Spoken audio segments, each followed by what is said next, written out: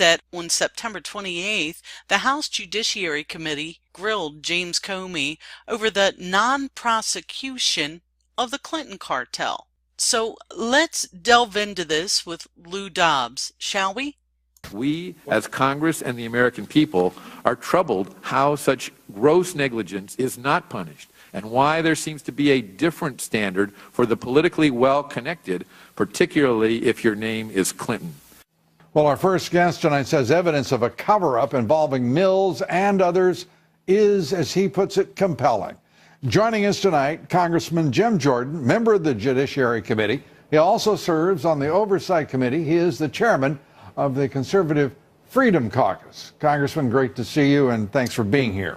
Good to be with you, Lou. I have to say, I'm stunned hearing Comey say this was done the way you would want it done when you all made it pretty clear you didn't think it was quite right. What's your reaction to what he said, and what the conclusion we should all take from this hearing? There are two standards. Everyone in America knows it. There's one standard for you and me, and there's a different standard for the politically connected. Mr. Comey, in his opening statement, Lou, said that this was an unusual case. That's the understatement of the year. Of course it was an unusual case.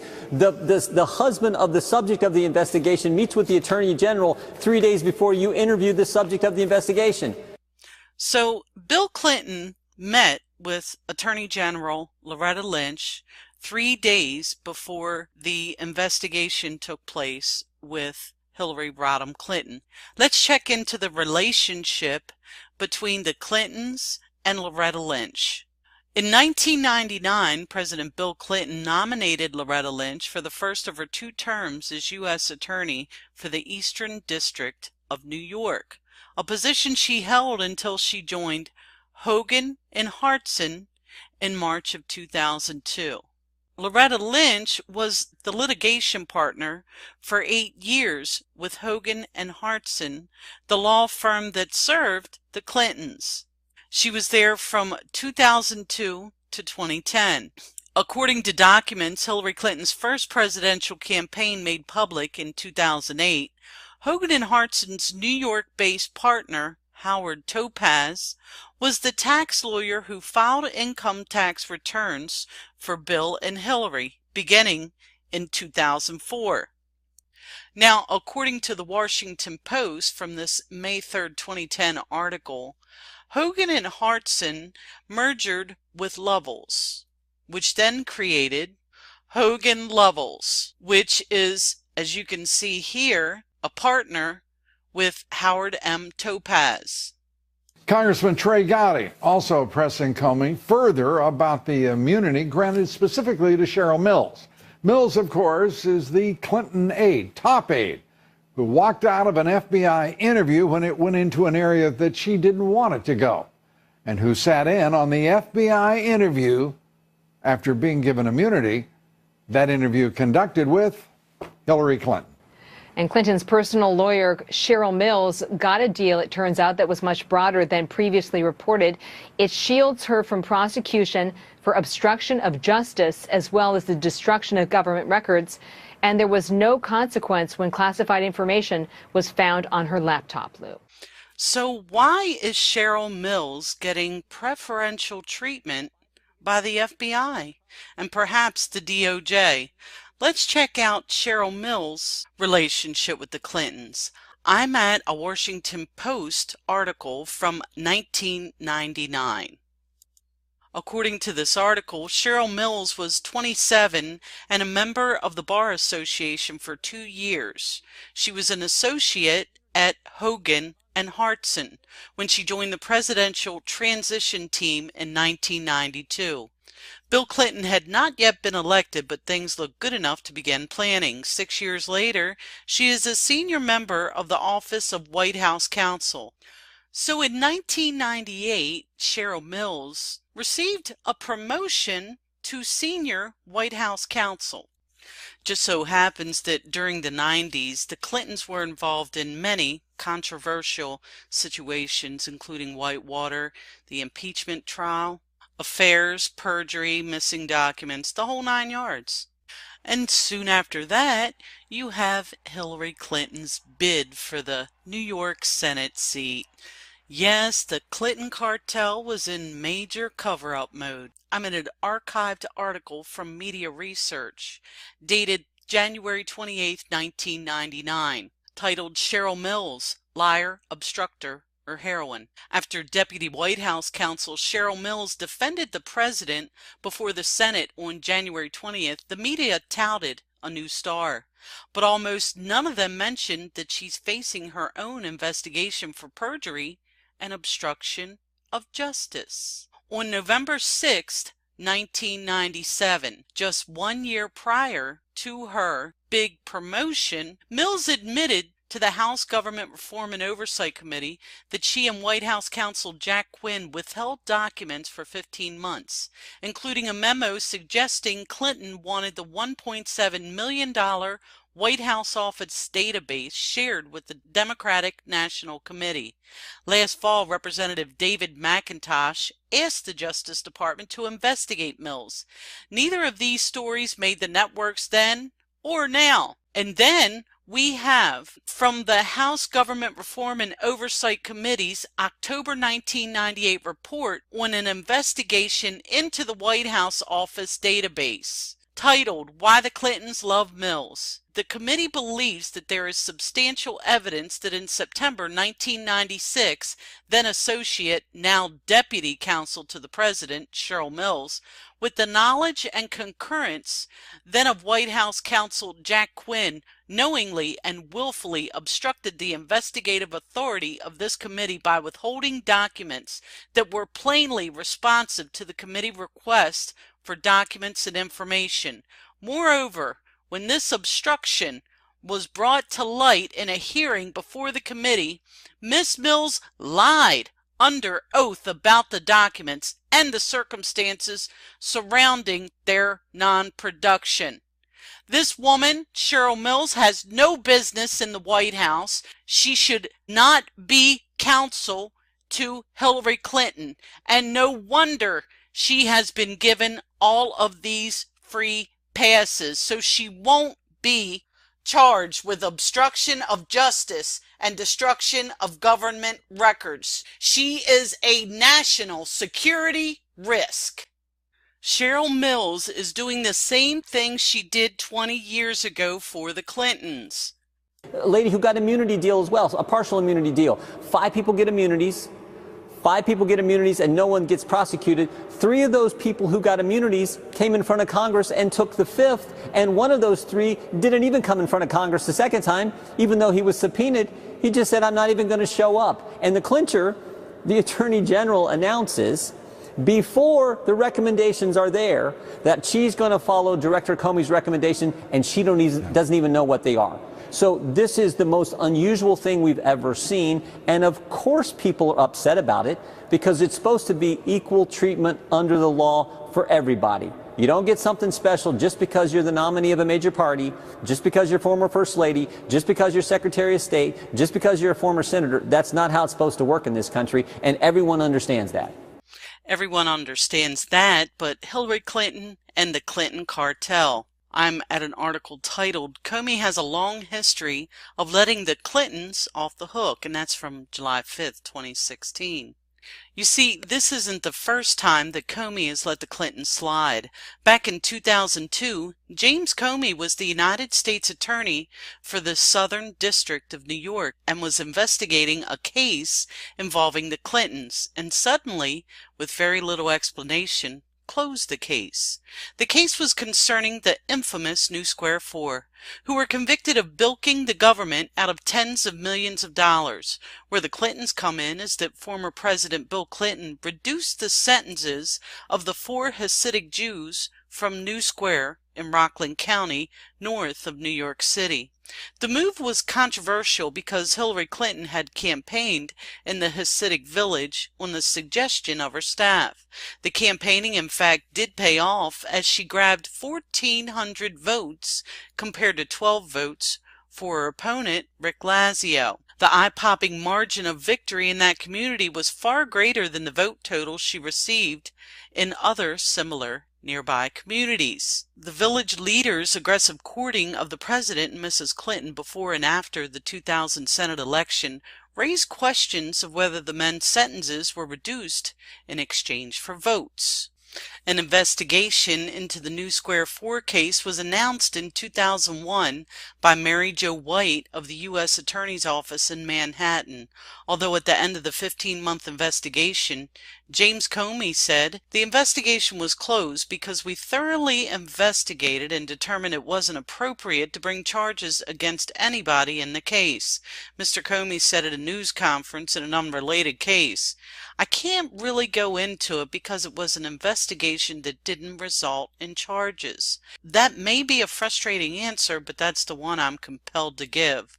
So Comey closed this case, but there's more to the Clinton connection. Comey was the top prosecutor in New York after being appointed by George Bush, and as an incoming gift, was now in charge of the criminal investigation into the 176 last-minute pardons that Bill Clinton had made as he was walking out of the White House.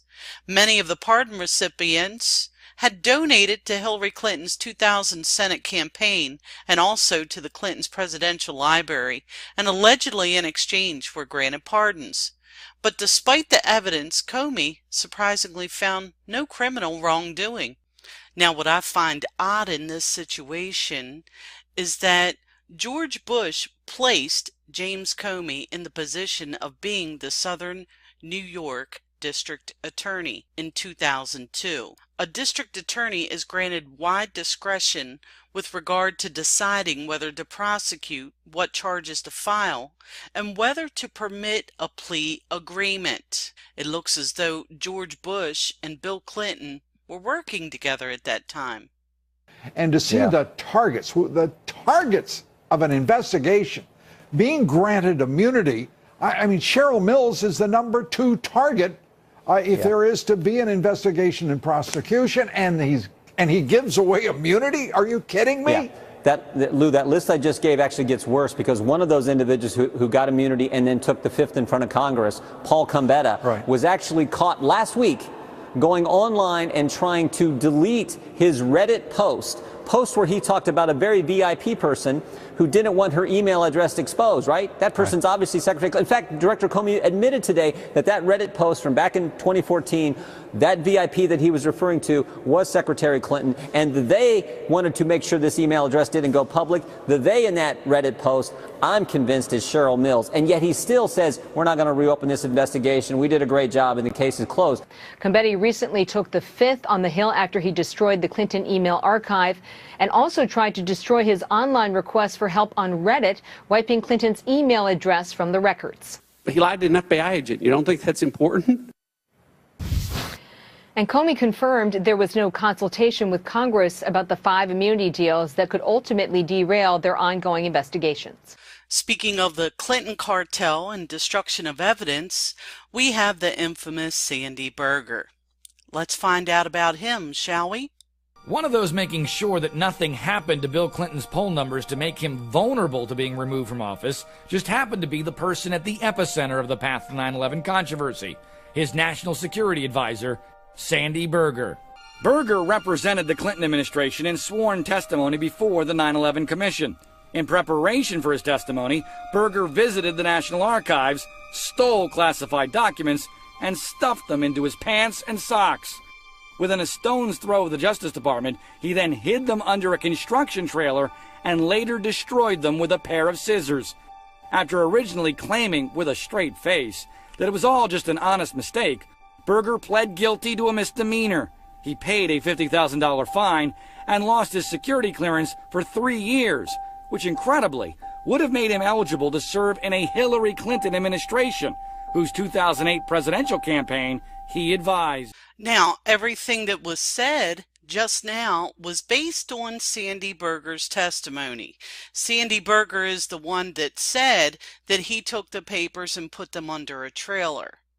I believe, as many others do, that Sandy Berger did not work alone, but he didn't rat out anyone. There are others, I believe, in the Clinton cartel who worked alongside of Sandy Berger, who took the papers instead of him putting them under a trailer. That is a load of BS. In fact, the Committee on Oversight and Government Reform did a report on this, and it's probably all a load of BS because the investigation is based on what came out of Sandy Berger's mouth, which is nothing but a pack of lies. So let's take a closer look at Sandy Berger. He died December 2nd, 2015 of cancer. He was Bill Clinton's national security advisor from 1997 to 2001. He worked as a partner in the Washington law firm of Hogan and Hartson from 1973 to 1977. He then took the post of Deputy Director of Policy Planning at the State Department in the Jimmy Carter presidency. After Carter lost his bid for re-election, Berger returned to Hogan and Hartson, where he worked until taking leave in 1988 to act as foreign policy advisor for Michael Dukakis's presidential campaign. When Dukakis was defeated, Berger again returned to Hogan and Hartson until his friend Clinton ran for president in 1992. Looks as though Berger is also a member of a secret society called Quill and Dagger. Berger also advised Hillary Clinton while she was Secretary of State, as you can see in this leaked email from September 22nd, 2009 in reference to Netanyahu. I do believe that there is more than one leaked email from Sandy Berger to Hillary Clinton. I cannot understand, and I don't believe many of the American people can believe or understand, that we've got a director of the FBI who, presented with these facts, has basically said, go to hell. I'm going to give immunity to who I want. It doesn't have to make sense to those who have oversight of the director of the FBI and his agency, who, I mean, you're supposed to be a co-equal branch of government, and right now we see you basically, you've been run over.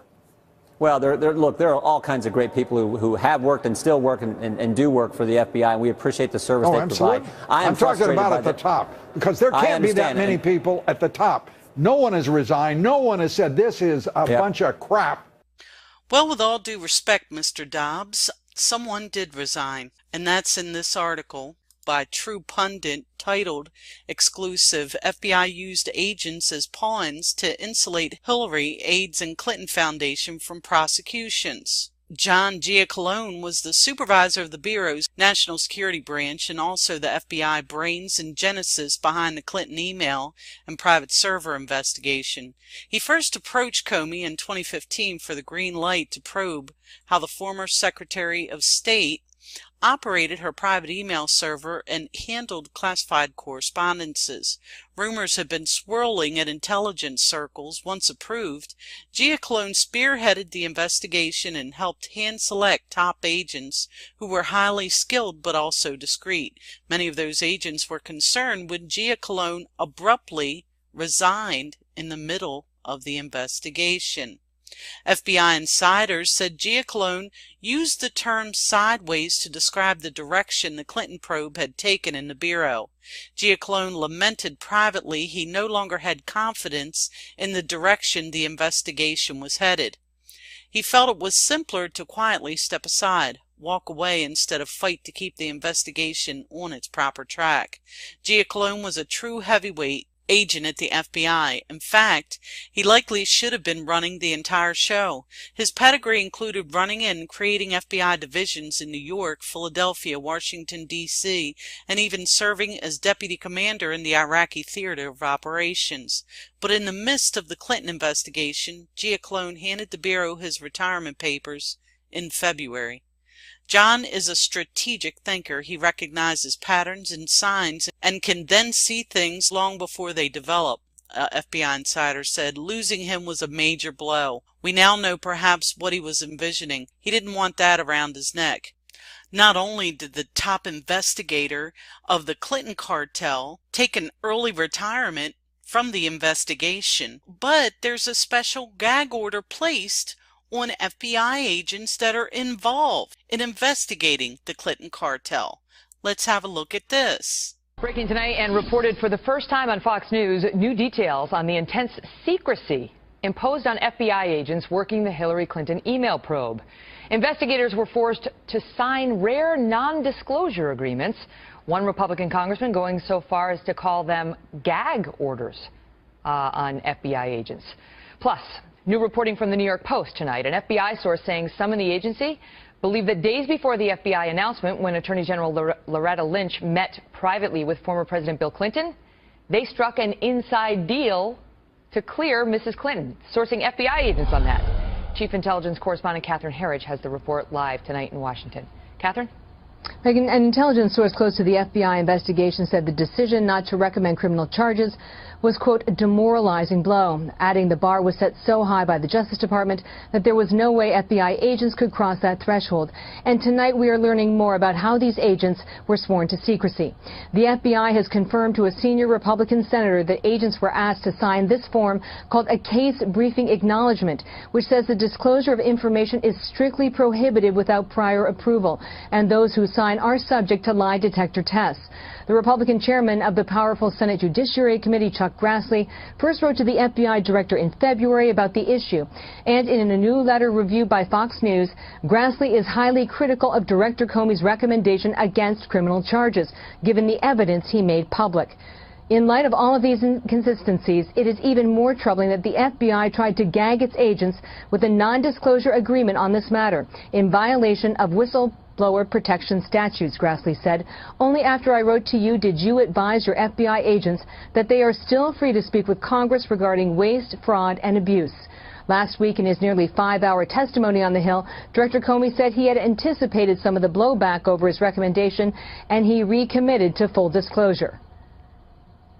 I understand people's questions and interest, and I'm a huge fan of transparency. I think that's what makes our democracy great. The FBI told the senator these agreements are not unique, but what we don't know tonight is when agents were asked to sign them and when they were told they could still speak out and go to Congress if there was a conflict. Megan. I'm frustrated as well, and I think so many people are, Lou. One of the other things that so frustrated me was when it was brought to Director Comey's attention that Secretary Clinton made false statements in front of the Benghazi committee last October, statements that turned out inaccurate statements as evidenced by what he discovered in his investigation, and yet he said they didn't even look at that. Now think about it. The subject of your investigation, Secretary Clinton, is testifying in front of Congress, being asked about the very subject matter, her email situation that you're looking into, and you don't look at the transcript from that hearing? Speaking of Benghazi, former Deputy Chief of Mission, Mr. Hicks, was visited by some members of Congress during an investigation of the Benghazi attacks. Listen to what took place, according to Mr. Hicks. As I read the transcript, it seems to me that it came to a head in phone calls you were on with lawyers from the Department of State prior to Congressman Chaffetz coming to visit in Libya. Is that accurate? Yes, sir. And tell me about those conversations, what those lawyers instructed you to do on Mr. Chaffetz's visit to Libya. I was instructed not to allow the RSO, the acting Deputy Chief of Mission, and myself to be personally interviewed by Congressman Chaffetz. So the people at State told you don't talk to the guy who's coming to investigate? Yes, sir. Said don't Not talk with the personally. congressman? Now you've had several congressional delegations come to various places you've been around the world. Has that ever happened where lawyers get on the phone to you prior to a congressional delegation coming to investigate a time when we've had 4 Americans lose their lives? Have you ever had anyone tell you don't talk with the people from Congress coming to find out what took place? Never. Never. And you've had dozens and dozens of congressional delegations that you've been a part of. Yes, sir. First time it's ever happened. Yes, sir. Tell me about, and also, isn't it true that one of those lawyers on the phone call accompanied the folks on the delegation and tried to be in every single meeting you had with Mr. Chaffetz and the delegation from this committee? Yes, sir. That's true. Tell me what happened when you got a classified briefing with Mr. Chaffetz. What happened and the phone call that happened after that? The lawyer was excluded from the meeting because his clearance was not high enough, and the delegation had insisted that the briefing not be limited by any. Did the lawyer try to get in that briefing? He tried, yes, but the annex chief and would not allow it because the briefing needed to be at the appropriate level of clearance. And you had a subsequent conversation after this classified briefing that the lawyer was not allowed to be in, with you and Mr. Chaffetz and others on that delegation. And you had another conversation on the phone with Cheryl Mills. Tell me, who is Cheryl Mills? She was counselor for the Department of State and Chief of Staff to Secretary Clinton. That's a pretty important position? Yes, sir. When she calls, you take the phone call? That's immediately. Yeah, she's the fixer for the Secretary of State. She is as close as you can get to Secretary Clinton. Is that accurate? Yes, sir. And tell me about that phone call you had with Cheryl Mills. A phone call from that senior person is, generally speaking, not considered to be good news. And what did she have to say to you? She demanded a report on the visit. Was she upset by the fact that this lawyer was not, this was upset. babysitter, this spy, whatever you want to call him, was not allowed to be in that? First time it's ever happened, all the congressional delegations you've ever entertained was not allowed to be in that classified briefing. Was she upset about that fact? She was very upset. So this goes right to the person next to Secretary Clinton. Is that accurate? Yes, sir. Mr. Chairman, here's a guy with 22 years of outstanding service to our country. 22 years. Outstanding service, praised by everybody who counts, the president, the secretary, everyone above him. And yet now they're obstructing it because he won't help them cover this up. He's an honorable man here telling the truth. Now is getting this kind of treatment from the very people who praised him before. What kind of investigation is that? So that's also all these things together. When you make the list, you're like, I've never seen anything like this. And this from, as Mr. Gowdy pointed out today in the hearing, from an agency that had so much respect. That's what's troubling to so many Americans. Well, Mr. Jordan, with all due respect, this is why the public does not trust Congress.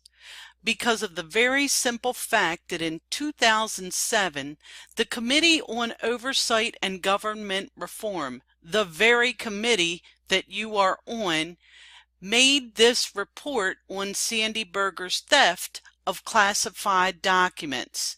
There were many unanswered questions. He is connected with the Clinton cartel. The Committee on Government Reform and Oversight is also the very same committee in 1998 that makes the scathing report on Cheryl Mills, committed perjury and destroyed documents. The very same committee. You're saying, sir, that this is unprecedented. Please tell me that you do know about this, please. I don't want to fault Mr. Jordan for not doing his job. I'm not saying that.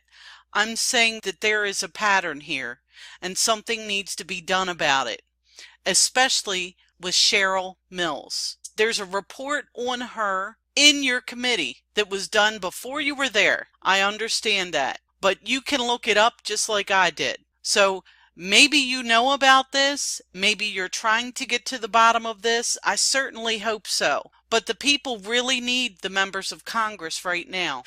Now, it's no big secret that the Bushes and Clintons have been very close for a very long time. The media is just now letting the cat out of the bag. But it's easier to unravel this tight web of deceit when you realize that the Clintons and Bushes have been working together all along. So, in my part 2 of this series of the Clinton cartel, actually, we'll call it the Clinton-Bush cartel, we will look more into this cartel and hopefully we can find the ringer or ringers that are in the crowd. The ringer being the person placed into a strategic place to cover for the Clintons and the Bushes. And maybe, with a little luck, we can point them out and I can show you who they are. You may be able to start getting an idea just from watching this video. So look out for part 2 of the Clinton cartel. This is Call of Duty Goddess signing off, and as always, I've got your 6.